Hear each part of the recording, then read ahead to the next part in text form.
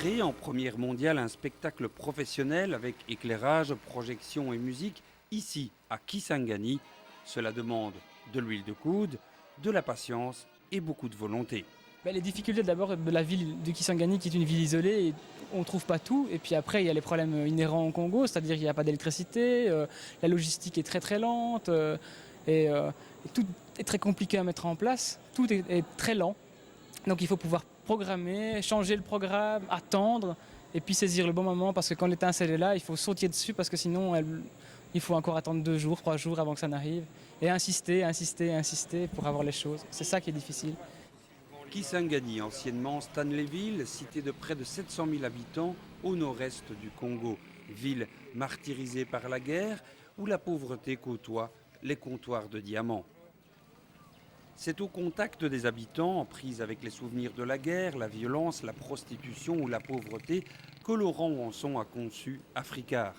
Si sur scène il y a 6 acteurs congolais, ce sont par leur voix et par des projections la parole de 150 témoins qui s'expriment. On savait que par contrainte budgétaire, on ne pouvait pas emmener 150 personnes avec nous, qu'il y en aurait 6 qui seraient sur le plateau.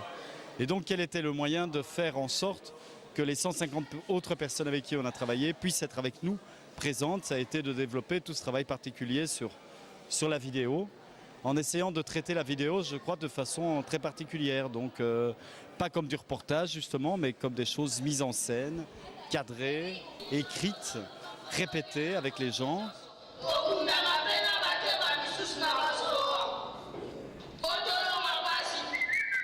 L'histoire, elle est écrite par des historiens, par des journalistes, des artistes. Et finalement, les vrais acteurs de ces histoires, ils sont souvent mis de côté et oubliés. Et la volonté d'un spectacle comme ça, c'est de mettre en avant ces négligés de l'histoire, qui sont en fait les véritables acteurs de l'histoire.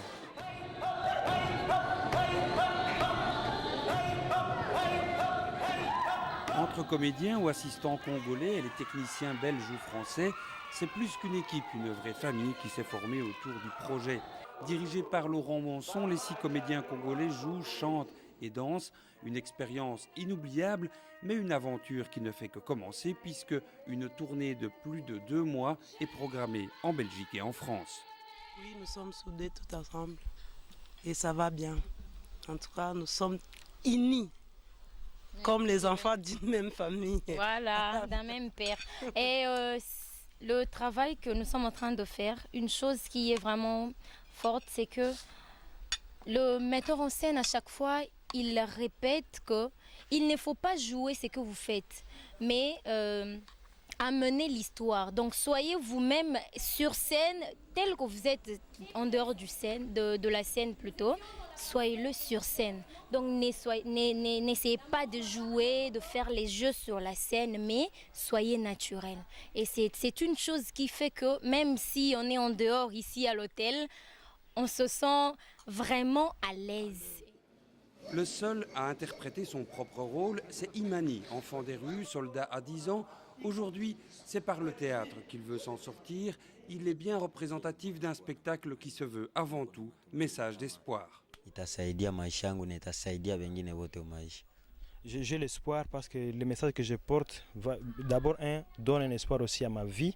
Le fait que c'est un message d'espoir et aussi ça va aider les gens qui vont l'écouter à avoir une nouvelle vision de vie, soit sur le plan politique, sur d'autres plans, d'avoir une nouvelle vision de vie et qui est aussi un bouleversement chez eux, qu'ils changent aussi de vision. C'est mon espoir aussi. Je pense que ça va imprégner les gens, ça va porter d'autres choses d'espoir.